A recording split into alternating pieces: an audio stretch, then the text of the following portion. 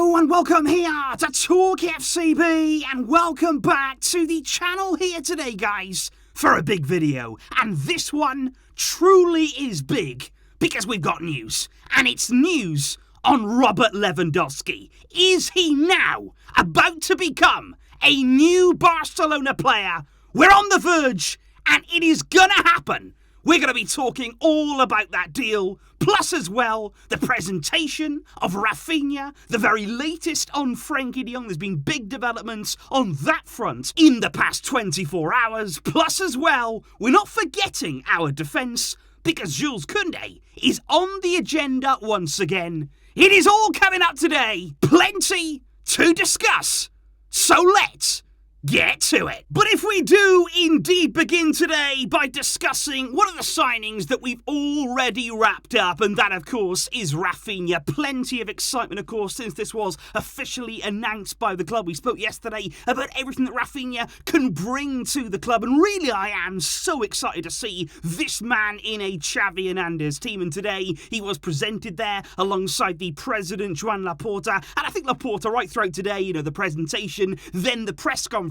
he was delighted, absolutely delighted to have Raphinha alongside him. He said, Joga Benito, it's back, it's here at Barca again, Samba Magic is going to return to our team. He really did seem over the moon to have got this done. Raphinha, Deco of course was present today, such a key role that he had in making sure that Raphinha did indeed make the move here in the end, and Raphinha did sign his Barca contract, a 5-year deal until 2027, which was complete there with a €1 billion release clause following in the same pattern that we've seen since Laporta came back to the club. And you also might notice something very familiar there about the jewellery that Raphinha decided to wear today, particularly the necklace that he was wearing, because as you can see, it very closely resembles the iconic R that was worn around the neck of his idol when he was presented as a Barca player, Ronaldinho himself. Raphinha takes inspiration from him, and he said today, again, if I can only achieve half of what he did, that would be incredible.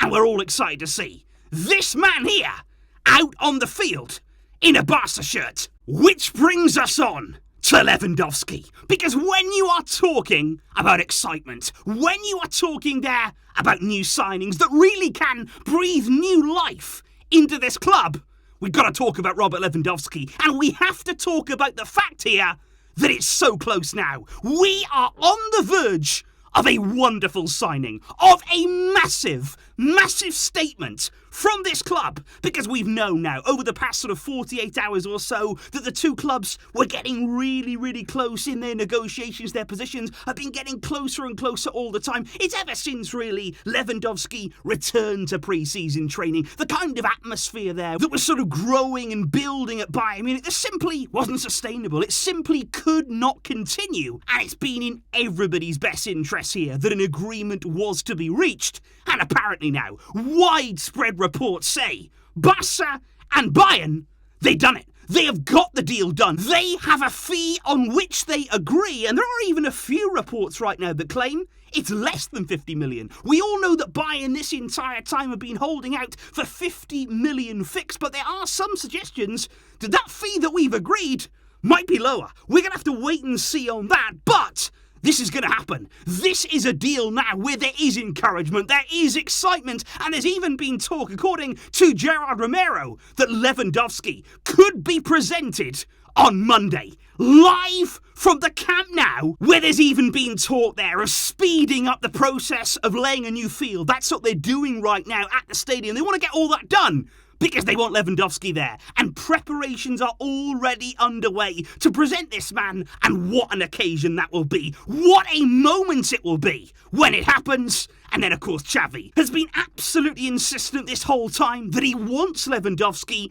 on that USA tour. Barca fly out for that on Saturday. We don't play our first game, though, until Wednesday, where we will then play 4 games in 11 days. Xavi wants Lewandowski there, and the signs right now are that he absolutely will be. But speaking indeed about potential new signings, I do want to make a real point here of talking and updating you guys on Jules Kounde. Because as much as I do absolutely love the signings that we're talking about here, as much as I cannot wait to see how our attack is going to look next season, it is mouth-watering, but I think it's also very, very important that we get this Kounde deal done. And I think it's such a priority for the club here that we cannot lose sight of that, because that defensive signing, for me, it is absolutely key. And the good thing is that Barça, they're well aware of that too. They do want to certainly incorporate Kounde into our summer transfer business. And it was interesting today to see that Sevilla removed his shirt there from the official club store, you know, where you can go in, you can say, okay, I want him on the back of my shirt, I want him there, number 23 or whatever. But Kounde, he wasn't there. And also, this is on the same day as Jules Kounde basically said,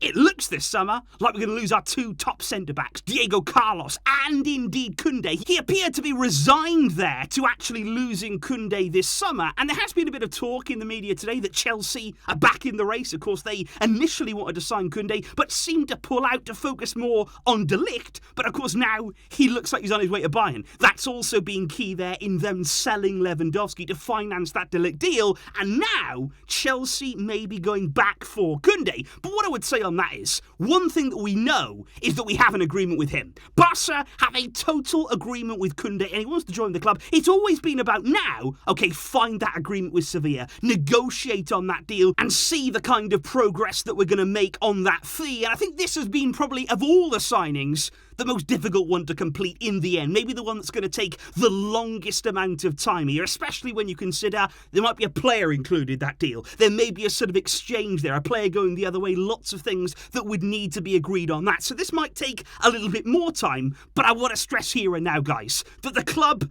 are firm on this. They want Kounde, along with the attacking signings. He is still a priority for us. However, with all of these signings that we are talking about and all the money that is indeed going to be spent this summer, much to the dismay of Premier League fans who can't believe that Barca are having this kind of window, well, we are, but as we've said before, something's got to give. Somebody or some players must be sacrificed in order here to make these steps forward. Now, is one of those going to be Frenkie Jong? That's what we've heard all summer long. Their links, of course, with Manchester United. Now, it emerged on Thursday there that finally the two clubs have got an agreement. They have actually now sat down and have found an agreement which has been widely reported there as 75 million euros now fixed, plus 10 million in add-ons. So 85 million total deal there for Frenkie de Jong. And that is, of course, a higher sum than before. Before it was reported that it was going to be 65 million plus more add-ons, but Barca have managed there to up that fixed and guaranteed fee. But the problem remains that Frenkie de Jong, he doesn't want to leave. And not only there does he not want to leave, but he really doesn't want to go to Man United. Now, in my mind, I sort of imagine in this scenario, if it was Man City who were interested and really wanted to take on de Jong, for me, I think this would be an easier deal. I think in the end, he would go there. You know, he would accept that move. But I just don't think he wants United. I just don't think he's been convinced for a single second by what they're doing in their project. And for that reason, the deal's so difficult to do for both clubs now. It's a very awkward situation. And I did say before, I hope this doesn't get messy. I hope this doesn't get out of hand. But unfortunately for me right now, looking at the way this deal is going, it's already going that way. Because over the past 24 hours, we have heard there very, very clear reports coming out there. It seems that a lot of the media have been briefed by the club that Frenkie has basically been told, you've got to go. We want you gone. You have to leave the club. There's no two ways about that. We want to sell you. And it does seem harsh. It does seem there a sort of brutal way and a really sort of forceful way to go about it. And I do have to say at this point, guys, that yeah, we could have done things better. The club this summer, in terms of this deal, in terms of other things that have happened in previous years too, we could have gone about things in a better way. It could have been handled a lot better. And you go back many years at Barca, you know, there's legends at this club who haven't been given the respect that they deserve, who haven't been given the exits that they deserve. Frenkie is not on his own here, but of course, this is not a good situation for anybody to be in. But I just think the club right now, you think about Joan Laporta, you think about Mattia Almani, the work they're getting through on a day-to-day basis, they've got a lot on their plate. You know, this is is a summer where they feel as though they've got to be ruthless, they have to go about their decision making, making the decisions, even if they might seem tough, they might seem difficult, but they are trying to do what they feel is best for the club. They want to rebuild. They wanted to bring in several key signings, big signings, to rejuvenate this team, which needed it. We've all said that's what we need, and it just seems here like Frenkie is the man sacrificed, the kind of money that he would bring in terms of a transfer fee. But not just that, of course. It is about the wages, the removal of the enormous salary that he is set to earn. And it just feels as though right now the club are saying, okay, it might be one step back to sell De Jong, to sell a player of that quality. We all know about the player that De Jong is. But as a result of those funds, as a result of what that would remove there from the wage bill, etc., would we then be able to go and make several steps forward, go out and bring in and register, of course, the new signings that we are making? That's the kind of situation they're in right now. And I am not saying this is a good scenario. I am not saying here that in an ideal world I would even think about selling Frenkie de Jong. I'm sure the club wouldn't either. But the position they're in, the situation that they're in, they're trying to make moves while still under quite a lot of restrictions at the club. And I just don't know what's going to happen from here. I still maintain, guys, I don't know what happens. Will De Jong agree to leave? I'm not sure he will. And he has a contract. At the end of the day, he's signed a contract, whether it was with Bartomeu, whether it was with somebody else, of course it was. But that still stands. And he still does hold the power in this situation. I don't know how it ends. But right now, things are getting ugly. Things are getting messy. And I really did wish that it wasn't going to come to this. But that is the situation we are entering in amongst this crazy summer. So please do, guys, let me know your thoughts in the comments down below. There's lots to take in right now. There's lots of different angles, lots of things going on in amongst the club, of course. So please let me know. Raphinha presented. Lewandowski on the way. Kounde still a priority. But are we going to lose De Jong? Are we going to almost force De Jong out the door the way that it's being done? Let me know your thoughts down below on everything happening right now and these big decisions the club are having to make.